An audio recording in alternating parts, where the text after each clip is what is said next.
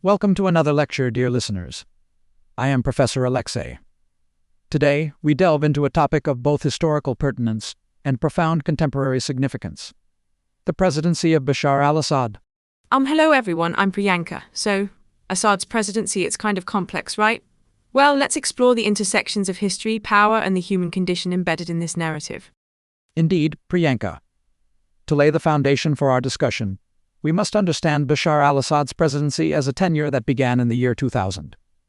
His rule is characterized by authoritarianism and significant political unrest.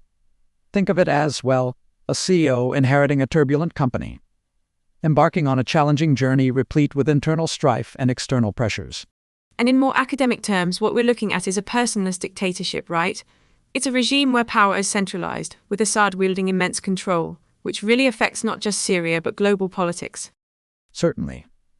To understand the implications, it's important to recognize that Assad's rule influences Middle Eastern stability, refugee crises, and the broader spectrum of international relations. Misunderstanding the sectarian dynamics within Syria, for instance, has led to international misjudgments. Now, moving forward, we must explore critical facts. Bashar al-Assad, originally eyeing a career in ophthalmology, was thrust into politics following his brother's death. His regime's human rights record, characterized by systemic abuses, is known worldwide. Interesting, isn't it? Absolutely. And then his cooperation with entities like the CIA. That complicates his image further, doesn't it? Maybe it shows his sort of strategic pragmatism? Precisely, Priyanka. Heir apparent in 1994, president by constitutional amendment in 2000, and eventually embroiled in a civil war starting in 2011. This culminated fundamentally from the Arab Spring's democratic aspirations and his regime's reluctance to reform.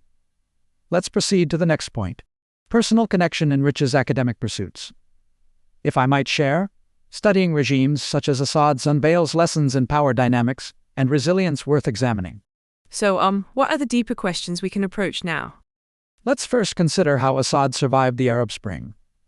His adept handling of sectarian tensions, backed by international alliances, namely Russia, provided crucial support.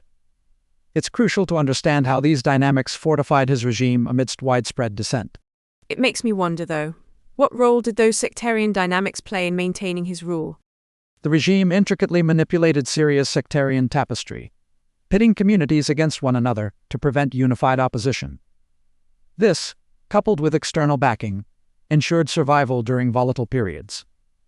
Let's shift focus to another aspect. And what about the international community's responses? Were they effective, or did they unintentionally sustain Assad's presidency? From economic sanctions to military interventions, the international efforts endeavored to curtail Assad's actions. Yet, outcomes vary. The substantial military aid from allies like Russia, however, reinforced his position, showcasing the complex chessboard of international relations. Finally, Assad's flight to Moscow in 2024. What does this mean for Syria's future? In conclusion, Assad's departure marks a pivotal epoch in Syria's trajectory, shifting toward a potential post-conflict restructuring phase.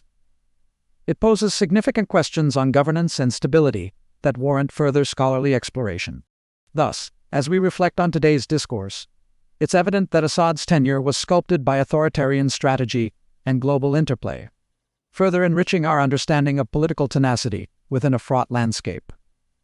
As we continue, Yeah, and keep in mind those strategic alliances and sectarian politics. They really shaped his enduring rule. There's so much more to explore. Indeed, dear listeners, I encourage you to delve deeper into the phases of post-Assad Syria and the evolving geopolitical frameworks. Thank you for joining us on another lecture. Until next time.